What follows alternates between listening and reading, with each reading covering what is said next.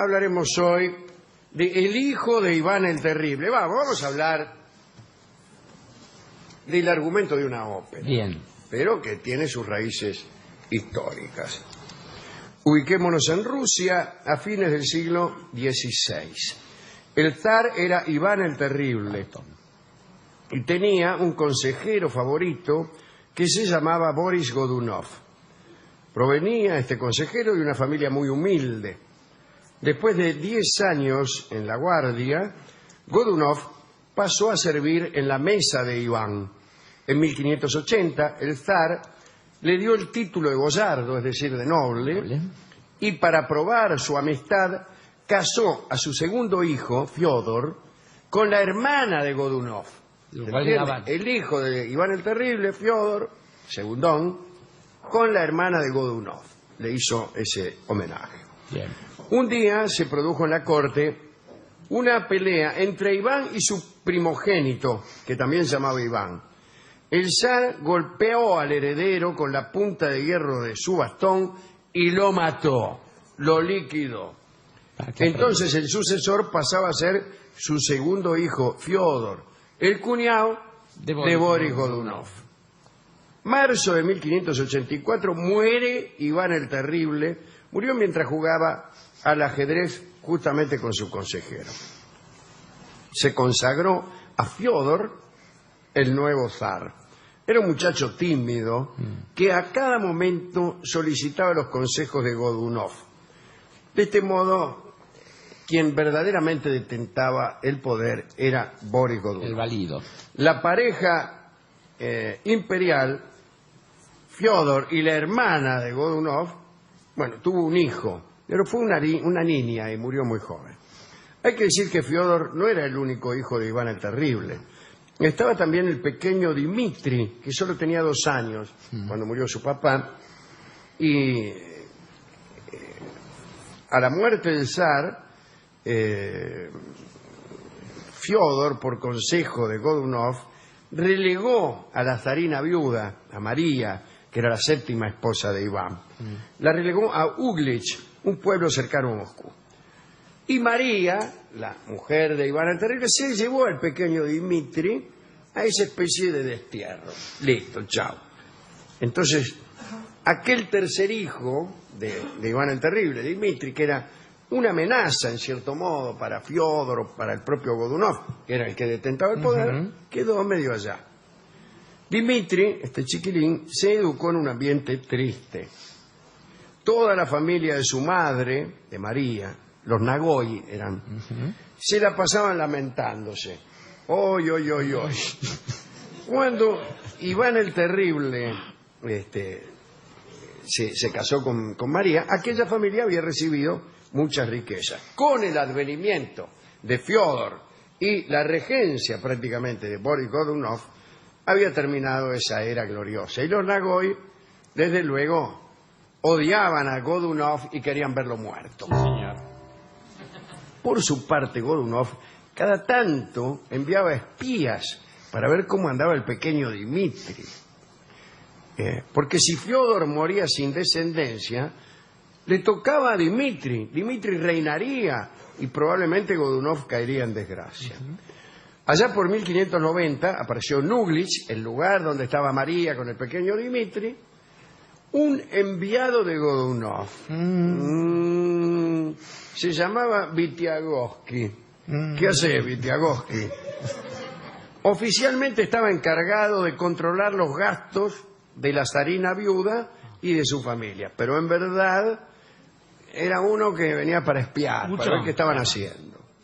Mayo de 1591, el pequeño Dmitri estaba jugando en el patio de su residencia con unos amiguitos. La nodriza Irina Tuchkova vigilaba al príncipe.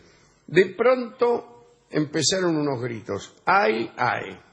La ex zarina María, la mamá de Dmitri, fue a ver qué pasaba y encontró a su hijo cubierto de sangre al pie de una escalinata con un corte en la garganta. Se armó un tumulto fenomenal. Los Nagoy acusaron inmediatamente al enviado de Godunov, al Vitiagovsky.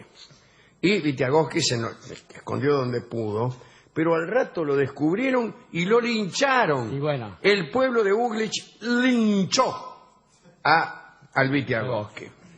Unos días más tarde, Godunov envió a Uglich una comisión para que investigara el asunto. Interrogó a todos los testigos, qué sé yo. La nodriza Tuchkova dijo que Dmitri estaba jugando con unos compañeretes a la svaika, un juego que consistía en lanzar un cuchillo contra una tabla, etc. En un momento a Dmitri le agarró un ataque de epilepsia y se hirió mortalmente con su cuchillo. Y los compañeros de juego dijeron lo mismo. El historiador ruso Platonov, lo dice ahora, no estaba ahí. Sí, claro. Dice que eso fue lo que sucedió y que Vitiagovsky no estaba presente allí. Todos los testigos hablaron del gran mal de la epilepsia como el detonante de un accidente. María, la mamá del pequeño Dmitri, se reconoció culpable de haber sublevado a la multitud para que linchara a Vitiagovsky y pidió perdón por esa muerte. Un consejo de obispos decidió que la muerte del pequeño Dmitri había sido dictada por la voluntad divina y se reconoció a todos los habitantes de Uglich como culpables de haber derramado sangre de inocentes. ¿Qué inocente? De Vitiagovsky. Lo lincharon, claro. Lo linchó el pueblo. El zar, Fiodor, y su consejero, Boris Godunov, dieron las sanciones. Se encerró a María en un convento, la familia Nagoy fue proscripta, encarcelada, y se deportó a Siberia a la mayoría de los habitantes de Uglich. Tomá. Turismo estacional, sí. En 1598 el zar Fiodor murió de melancolía. Y el trono de Rusia quedó vacante. Irene, la hermana de Godunov, la viuda de Fiodor, declaró que no podía reinar sola. Entonces la nobleza y el alto clero suplicaron a Boris Godunov que se ciñera la corona. Godunov aceptó. Lo consagraron emperador. Al poco tiempo, Godunov recibió una noticia sorprendente, pero vamos... Se lo voy a contar dentro de un segundo. Ahí está, sí. Pasemos a Lituania. Allí, por esos tiempos, vivía el príncipe polaco Adam Wisniewski.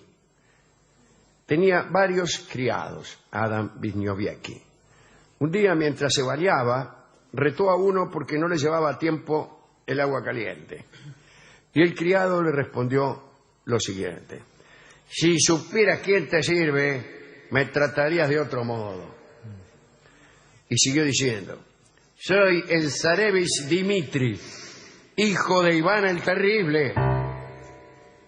Lo cierto es que el príncipe Adam no castigó al muchacho y se lo llevó al gabinete para hacerle algunas preguntas. El criado hablaba muy bien, le mostró 2 verrugas que tenía, una en la frente y la otra debajo del ojo derecho. Le hizo observar que uno de sus brazos era más corto que el otro y afirmó que esas señales eran bien conocidas por sus familiares. Para terminar, el supuesto Dmitri exhibió una cruz de oro imperial con piedras preciosas engastadas. Si en verdad era el zarevich, el último hijo sobreviviente de Iván el Terrible, a él le correspondía el trono. Recuérdese que lo ocupaba Godunov tras la muerte de Fiodor, el segundo hijo de Iván. El príncipe polaco escuchó, por parte de Dmitri, la historia verdadera del supuesto crimen de Uglich. Boris Godunov había encargado a cierto médico, un tal Simón, de matar al zarevich. Llegado a Uglich, este tal Simón, conmovido por la corta edad del príncipe, no se animó a cometer el crimen. El día señalado, Simón se apoderó del hijo de un siervo, en este caso parece que no lo conmovió la corta edad de un pobre. No es lo mismo. Claro, y lo degolló en su apartamento. Dmitri, oculto detrás de una estufa, vio todo. Después Simón llevó al supuesto zarevich, al cadáver, ¿no?, al patio, llamó a gritos a la guardia con el rostro cubierto de sangre, vestido con la misma ropa de Dimitri, era factible el engaño. Y Simón se llamó a Dimitri y lo hizo conducir a Ucrania. Después de muchas tribulaciones, llegó a Lituania y a lo del príncipe Adam, bla, bla, bla, y ahí llegamos. Según los historiadores más sensatos, fueron intereses políticos los que facilitaron el despliegue de semejante impostura. Los nobles polacos que odiaban a Rusia dijeron, bueno, no estaría mal que este Dimitri reaparecido venga a recuperar el trono. Además, este Dimitri se confesaba católico romano, se alejaba de las doctrinas del cristianismo ruso, las doctrinas ortodoxas. El rey de Polonia, Segismundo, había rehusado tomar partido, pero desde el papado le sugirieron apoyar a este zarevich. Y por si fuera poco, Dimitri hizo llegar al rey Segismundo de Polonia una carta en la que le prometía a Polonia, si llegaba al trono, la ciudad de Smolensk. Smolensk, nada menos. Muy bien. Entonces el rey de Polonia también reconoció al supuesto Dimitri, que pronto tuvo una corte y un ejército. Y además lo casaron con una princesa polaca llamada Marina, que era hermosa. Bueno. Cuando Boris Godunov se enteró del asunto, bueno, imagínense, se desesperó, pidió la extradición del impostor, pero se la negaron. Bajo la bandera del verdadero zar, del supuesto verdadero zar, se juntaron aventureros de varios orígenes. Hidalgos polacos, nobles rusos dispuestos a combatir por lo que ellos llamaban la legitimidad, cosacos de la estepa, para quienes toda guerra significaba pillaje, y esas fuerzas avanzaron, derrotaron a los soldados del imperio y llegaron hasta Moscú. Godunov, por su parte, interrogaba a videntes, astrólogos, para que le dijeran si esto podía ser cierto, si el verdadero Dimitri podía estar vivo. Y le respondieron que evidentemente sí. En 1605, Godunov, aterrado, murió de un ataque al corazón. Un hijo de Godunov quiso adueñarse del trono, pero no pudo. Llegaron antes los hombres de Dimitri y lo impidieron. Un noble llamado Shubisky contó a la población la supuesta verdad. Dijo que el zar Boris había enviado unos asesinos para matar a Dimitri cuando era chico, que el príncipe se había salvado, que se había enterrado en su lugar al hijo de un siervo, todo el asunto. Entonces la gente se indignó, tomó el palacio imperial, mató a todos los familiares de Godunov y Dimitri, este muchacho, fue coronado. Sucedieron cosas curiosas. El nuevo zar se hizo reconocer por su madre, aquella María que había sido encerrada en un convento, y María certificó que sí, que se trataba de su hijo, Mariana Goy. Bien. El gobierno de Dimitri empezó a gobernar el tipo. Claro. No duró mucho. Sucedió que Moscú se pobló de lituanos y de polacos. Capellanes católicos romanos celebraban misa en el Kremlin. También se ofrecieron bailongos a la moda francesa. Marina, la mujer de Dimitri, aquella princesa con lo que tan hermosa como la polaca, ¿no? No cubría sus cabellos con un velo y además reía en público. Imagínense. Todo eso indignó a los rusos más conservadores. Los boyardos, es decir, los nobles, dejaron de apoyar al nuevo zar y se armó una revuelta. No es la conspiración de los boyardos canónica. La que dice, la que se conoce así históricamente. Esa fue una conspiración anterior contra Iván, que no prosperó. Pero fue otra conspiración de los boyardos, ¿no? La noche del 17 de mayo de 1606, un ejército de conspiradores entró al palacio para matar a Dimitri. El zar, Dimitri, ¿no?, que ya era zar, aterrado saltó por una ventana y se rompió una gamba. Y no pudo escapar. Rodeado por una multitud que le gritaba bufón polaco, murió por un disparo de arcabuz en el pecho. El cadáver fue despedazado. Algunos despojos terminaron en una fosa común. Otras partes del cuerpo fueron mezcladas con pólvora y disparadas en dirección a Polonia. Muy bien, para esparcirse, se acostumbraba a eso, en serio, sí, sí. Polonia en realidad queda para allá. Sí.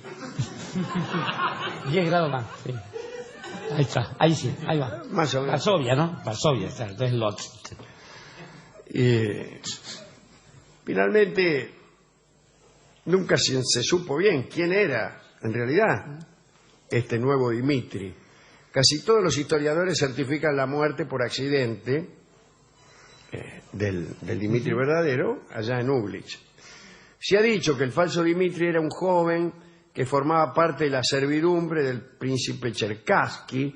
Su verdadero nombre era Yuri.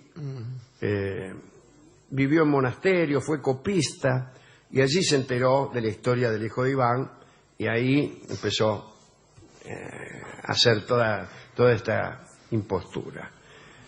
Jamás en la historia un impostor sostuvo tan bien su papel. Por ejemplo, se han conocido 43 personajes que juraron ser Luis XVII, Claro. incluso uno que vivió en Buenos Aires, pero ninguno logró nada importante. En 1607, ya termina la historia, apareció otro falso Dimitri. Se parecía poco al precedente. Era mayor, sus maneras eran brutales, le faltaba una verruga. A pesar de todo, el pueblo lo siguió. Ucranianos y polacos acudieron a enrolarse en su ejército. Pero lo más interesante es lo siguiente, por eso cuento esto. Mientras el pueblo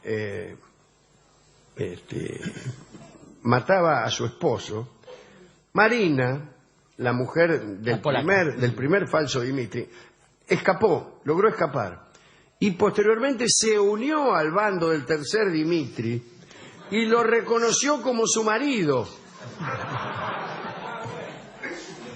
Esas son mujeres. Vivieron juntos 10 años, aunque era una corte poco digna que se dedicaba solo al pillaje. Poco a poco sus partidarios se cansaron y los últimos de ellos lo asesinaron cerca de la ciudad de Kaluga. Mientras tanto, digamos que se había elegido un nuevo zar perteneciente a una familia noble, pero que jamás había reinado. Y esa familia era la familia Romanov. Qué bien, Romanov, que también... Boris Godunov es una ópera de Modesto Mussorgsky y hay también una película que se llama Boris Godunov, relativamente reciente, creo que francesa, no me acuerdo. Sí, seguramente. Y después está sobre Iván el Terrible, la famosa Iván el Terrible, y después la conspiración de los boyardos de Eisenstein. Que esas sí valen la pena, Iván 4. Algún día hablaremos de eso, pero por ahí tiene su gracia eso. Usted sabe que Eisenstein vivió y dirigió durante el estalinismo. Empezó antes y llegó. Y allá por los años 40 hizo esta película de Iván el Terrible, que tiene 2 partes. La segunda parte a Stalin me empezó a no gustar, porque le parecía que demasiado. Se parecía demasiado. Y entonces no la pudieron estrenar hasta 1958. Pero hay otra cosa interesante. Es una película en blanco y negro, pero tiene algunas partes, creo que sobre el final, que son en color. ¿Por qué? Porque Einstein había conseguido rollos alfa de color que no había en Rusia. Sí. Y habían, durante la guerra parece que habían confiscado estos rollos en Alemania y le dieron esos rollos a Einstein y filmó las únicas cosas que él pudo filmar en color. Que fueron ellas. Igual, un color medio raro porque tiene algunos colores y otros no. Sí, con esas fotos medio desvaídas. Sí. Convengamos que trabajando en blanco y negro, nuestro amigo Sergio Eisenstein ha logrado cosas que nunca más se volvieron a reproducir. Los primeros planos, Odessa. ¿Quién no recuerda las escalinatas de Odessa? Yo, por ejemplo. Pero estaba pensando en algunas cosas, Alejandro, y es este asunto de la identidad. Una cosa que ha matado buena parte de las intrigas políticas, o casi todas, es la fotografía. La fotografía, aquellas cosas que dan cuenta de la identidad de una persona por el parecido de una reproducción mecánica de su imagen. Claro, en realidad es la posibilidad tecnológica de que una sustitución sea muy difícil. Muy difícil, o cuando menos que corra por otros caminos, que pueden pasar desde el maquillaje a la cirugía, a simplemente la conspiración burda, es decir, sí, es este, repetirlo, salir en un diario una y otra vez y con 5 tapas creemos que es el mismo presidente. Pero, digo, a ver, pensaba que el recurso este de la suplantación, hemos hablado hace poco, el mismo Zeus no hacía otra cosa que esta, hacerse pasar por otro. Claro. Lo que pasa es que era justamente parcial, era fugaz, porque a Zeus le interesaban las cosas pasajeras. Yo soy el rey de los dioses, ¿para qué voy a perder más tiempo haciéndome pasar por un ganso que tiene una esposa linda?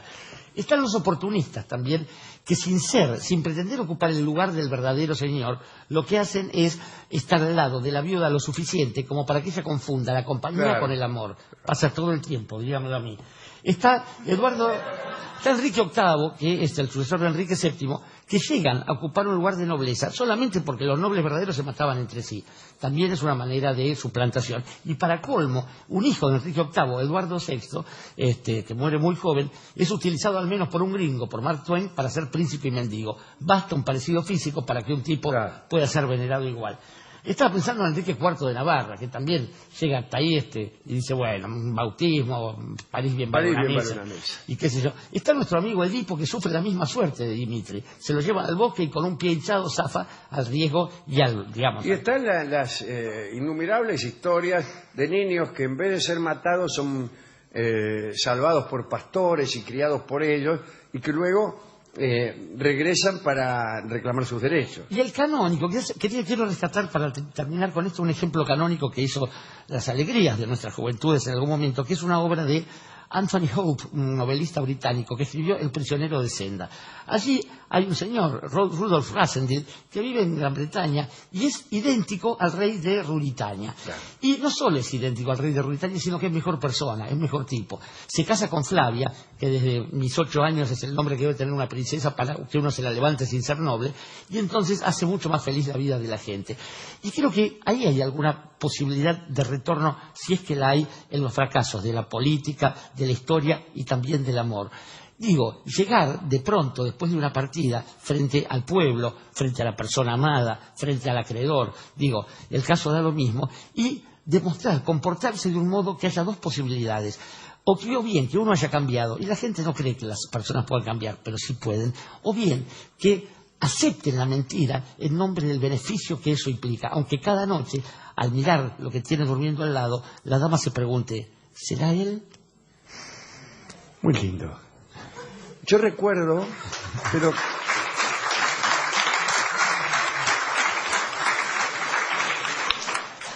una obra de Alejandro Casona que me parece que es la mejor idea de sustitución.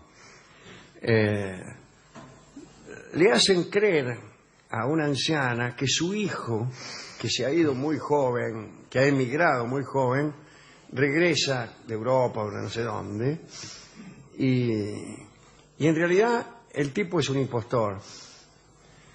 Claro. Los árboles mueren de pie, creo que. Los árboles mueren de pie, claro. Sí. Entonces todos tratan de demostrarle a la anciana que ese hombre no es el hijo que ella esperaba, que es otro.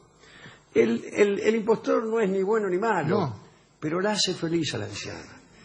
En la obra en realidad se sabe al final que la anciana siempre supo que no era, pero que no le importaba.